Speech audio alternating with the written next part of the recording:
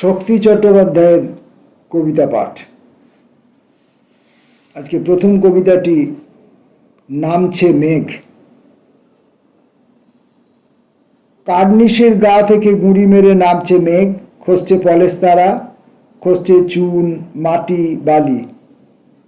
ফুল পচে যাওয়ার দেরি নেই, আর দেরি নেই।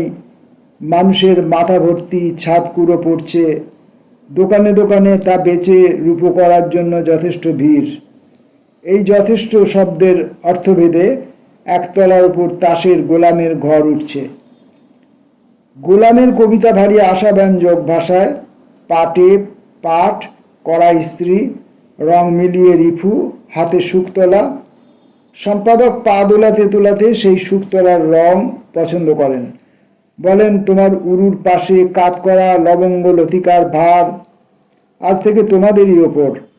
তোমরা কুকুরের মতো ভক্ত বা বেড়ালের মতন কার্নিশের গা থেকে গুঁড়ি মেরে নামছে আকাশ সেই থেকে। নলে বরফ ফাটাচ্ছে লোহা, কলকাতা সুন্দর হয়ে যাচ্ছে নতুন নতুন ভিখিরির পাশে। বেলা চলে যাচ্ছে, সুরিখানার দরজায় দাঁড়িয়ে থমকালো চীনে মেয়ে ছেলে, হাতে রেশন ব্যাগ, থেকে থেকে উঁকি ঝুঁকি মারছে মুখ পোড়া খালি বোতলের ঝাঁক, ঝাঁপি ঢাকা বগেরির ঠোঁট যেন। তীক্ষ্ণ কলার শাঁস ঠাস চাপা খোসা থেকে কেলিয়ে বেরুচ্ছে, যেন আটা মাখছে কেউ কানা ওঠা ভরণের থালে। মানুষ ডাল হৌসির মুষ্টি থেকে আঙুলের ফাঁকে পড়ছে ছড়িয়ে। বেলা বাড়ছে, ফুটপাতে কাঠ কয়লার নরম আঁচ পড়েছে। পুটপুট করছে নবীন ভুট্টা, খোসায় মুখ ঘষছে বেওয়ারির ষাঁড়। কেমন আছো? ভালো? মন্দ কি? থাকলেই থাকা যায়।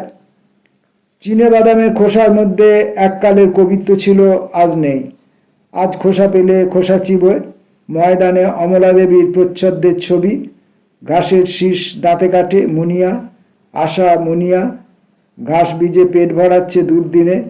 এ দুর্দিনে শহর চিনি খাচ্ছে কাঁচ গুঁড়ো আর বালি মিশিয়ে।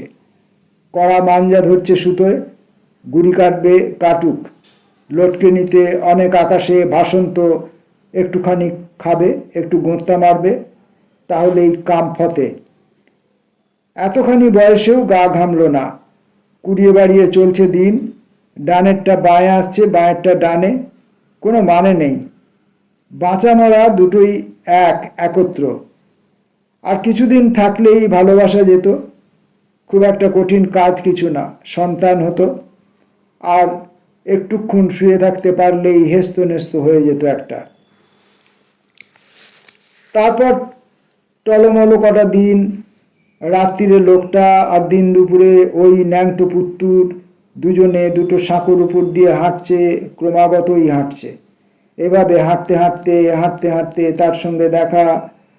অন্ধকারে ঢুকতেও যে পয়সা নেয়।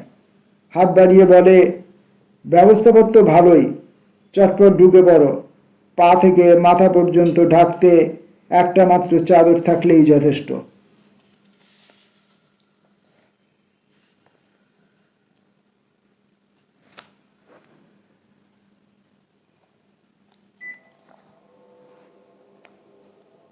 শক্তি চট্টোপাধ্যায়ের কবিতা। তোমার আমার মধ্যে ছিল নীল হ্যারিকেন।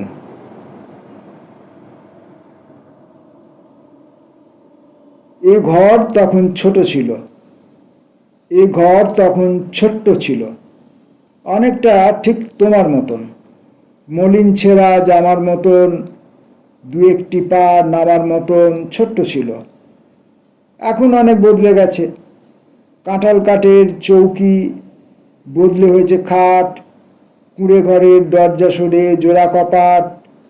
এখন অনেক বড় হয়েছে, এ ঘর অনেক বড় হয়েছে, এখন অনেক বুড়ো হয়েছে, অনেকটা ঠিক তোমার মতন। তোমার আমার মধ্যে ছিল নীল হ্যারিকেন, বিজলি এখন পোড়াচ্ছে ঘর।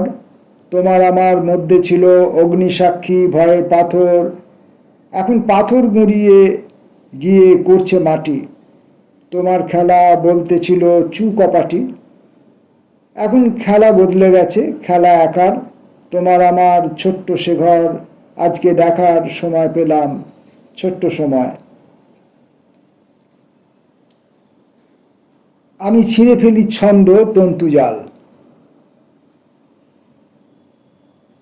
মুখে বললে না কিছু, তবু তাকে কঠিন অসুখে দেখলাম শুয়ে আছে তোমারই বুকের মধ্যে, জানালা খুলে ভারী পর্দা টেনে অকৃত্রিম শুয়ে আছে, যেন ঘাসে শীতের রোদ্দুর পোহায় হেস্টিংস, যেন নীলখাম ভিতরে সোনালি চুলের মতন তীব্র শারীরিক।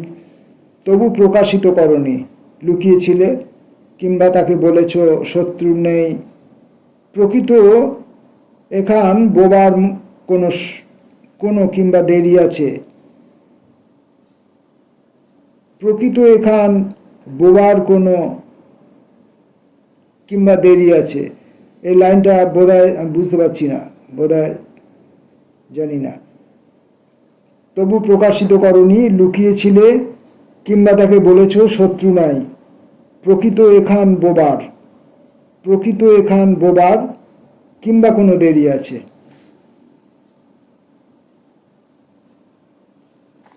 সে ফেরে অনেক রাত্রে, চোখ ঢেকে চশমার কালোয়। কেন? তা কি সেই জানে? ওই তার বিষণ্ণ প্রকৃতি।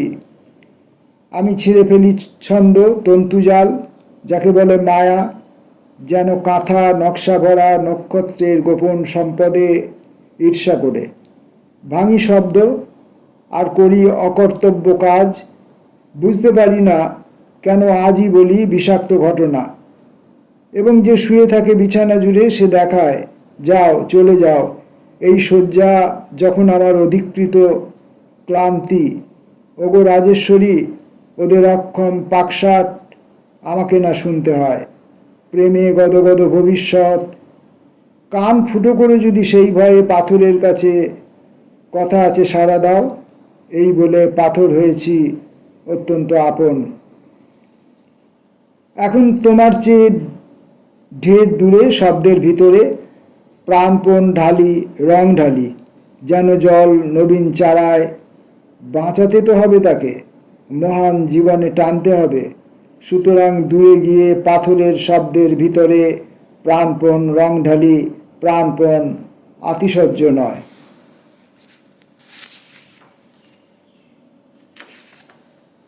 আর কিছুক্ষণ পড়ি, শুধু পড়ে যাচ্ছি, কোথাও কোথাও হোঁচট খাচ্ছি আর পড়ে যাচ্ছি। একটু এগুচ্ছি, আবার পেঁচুচ্ছি, আবার এগুচ্ছি, এরকম। আমার অনুপস্থিতির সুযোগে, আমার অনুপস্থিতির সুযোগে কলকাতা এক একবার ধ্বংস হয়ে যায়। যেদিকে তাকাই দেখি বুক ভাঙা বাড়িঘর, দেয়াল টপকে পথ চতুর্দিকেই ছুটছে। আমার অনুপস্থিতির সুযোগে কলকাতা এক একবার ধ্বংস হয়ে যায়। আকাশ ভেঙে পড়ে কলকাতার মাথার উপর, মনুমেন্ট তছনছ, আগমরা গঙ্গা। যেদিকে তাকাই দেখি কলকাতা নিজের ওপর যথেষ্ট প্রতিশোধ নিয়েছে। সুন্দর যখন নিজেকে ভাঙতে চায়, তখন বুঝি এমন করেই ভাঙে। তোমাকে সময় দিয়ে আসা, তোমাকে ছেড়ে আসা নয়, এই কথাটা এতদিনেও কেন বুঝতে শিখলে না? তোমাকে সময় দিয়ে আসা, তোমাকে ছেড়ে আসা নয়, এই কথাটা এতদিনেও কেন বুঝতে শিখলে না? তোমাকে সময় দিয়ে আসা, তোমাকে ছেড়ে আসা নয়। বয়স তো অনেক হলো, এখনই নিজের মুখোমুখি দাঁড়ানো দরকার। এরপরে হবে ব্যস্ত সমস্ত। রাজবাড়িতে ঘন্টা উঠবে বেজে, দরজার কাছে গাড়ি এসে দাঁড়াবে, তখন হাতের মুঠোয় শুধু যাবার সময়, শুধুই যাবার সময়। তোমাকে সময় দিয়ে আসা, তোমাকে ছেড়ে আসা নয়, এই কথাটা এতদিনেও কেন বুঝতে শিখলে না? কলকাতার সেই ধ্বংসমাখা বুকে মুখ গুঁজে একসময় অনেক কেঁদেছি আমি। যেমনভাবে মেঘ বৃষ্টি কাঁদে, তেমনভাবে কেঁদেছি আমি। যার কাছে এখন আলো আর অন্ধকার এক, তার সেই নানা রকমের ছায়া নেই এখন আর।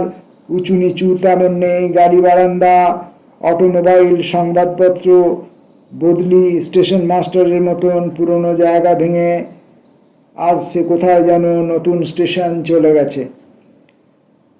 আমার অনুপস্থিতির সুযোগে কলকাতা এক একবার এমনভাবে ধ্বংস হয়ে যায়।